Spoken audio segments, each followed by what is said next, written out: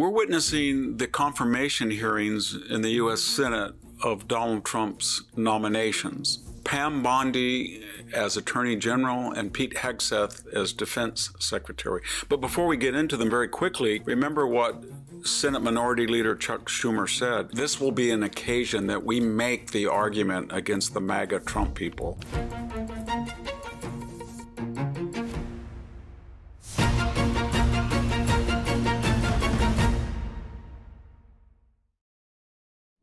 Hello, this is Victor Davis Hanson for the Daily Signal.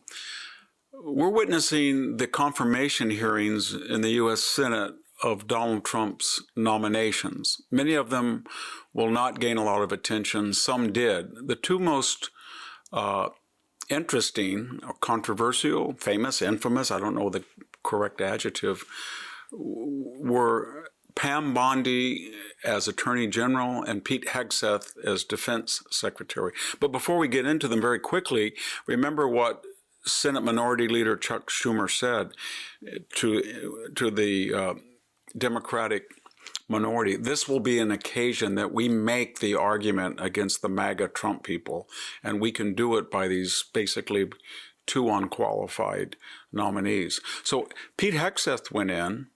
He was calm, he was relaxed, and apparently his rope-a-dope strategy was unknown or unexpected by Senator Elizabeth Warren, Senator Hirono from Hawaii, Senator Sheldon Whitehouse, Senator Adam Schiff. I could go on, but their tactic was to scream and yell at him and focus on his private life. So you had this Orwellian situation where senators who had been very friendly with Kamala Harris's husband, who impregnated his nanny, and Bill Clinton, who conducted oral intercourse, I'll be blunt, right off the White House, the Oval Office, right out of the White House's Oval Office.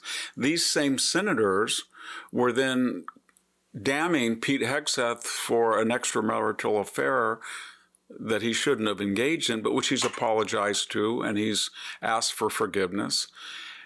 And of course, compared to the average Senate life, unfortunately, it's not unknown in Washington.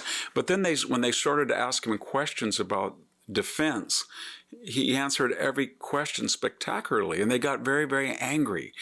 And it was all emblematic at one moment when Elizabeth Warren, who's clever by half, she kept hammering and yelling and interrupting. And excuse me, I'm not a sexist, but it sounded so shrill. And at one point she said, well, you wrote that generals should not be in the revolving door. And he has. And I think people are righteously skeptical of a general who comes from Raytheon, like Lloyd Austin, and no doubt will go back to Raytheon. And so she said, and now you're a hypocrite because you won't condemn it. And he said, I'm not a general, Senator. End of story. So he, in one word, kind of demolished her. Apparently, their perception was these people are unqualified. They're not sober and judicious and skilled and intelligent like we are. But they have no idea who they were. Anybody who followed Pam Bondi and Pete Hegseth know they were experts in television. They look good on TV. They go on Fox News nightly, daily. Their whole forte is extemporaneous, repartee. Ask me any question. I'm on air in front of 4 million people. I can do it. That's what they do. So they came in here as the experts, and the rookies were the people interrogating them. And the more and more inept they seemed, the angrier and angrier, and they doubled down. And it was a disaster for them, and it made Pete Hegseth as an automatic confirmation. Very quickly, Pam Bondi came in. They thought that she had been Trump's lawyer. She was a lightweight. She was a MAGA person, and they started asking her questions. And then something very eerie happened. They started projecting what Merrick Garland and Biden had done onto her, who had done nothing yet. So are you going to weaponize the DOJ? Or are you going to think of the crime first and then find the victim? And cool as a cucumber, she said, well, that's what you do. So I'm not going to target Donald Trump and then make up crimes to embarrass him or nullify his candidacy, crimes which we would never have indicted anybody for had they either been not Donald Trump or if Donald Trump chose not to run again.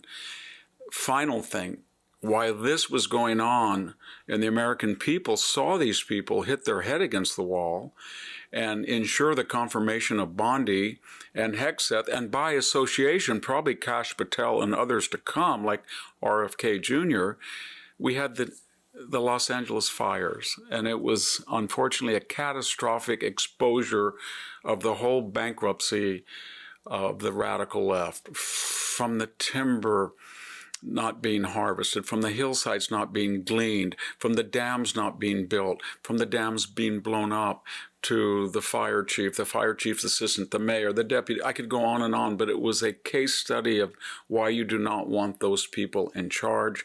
And then finally we had the exit of Joe Biden, pardoning 1,500 people, pardoning people who were gruesome killers from the death penalty, pardoning his son when he had promised not to. So put all that together, and then the protectors and defenders of all that were going after two skilled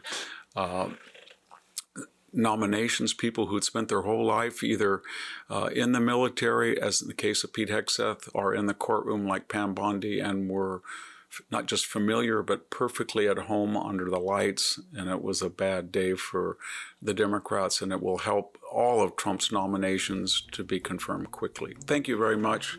This is Victor Davis Hanson for the Daily Signal. Thank you so much for tuning in today. Please subscribe to the Daily Signal for our next episode.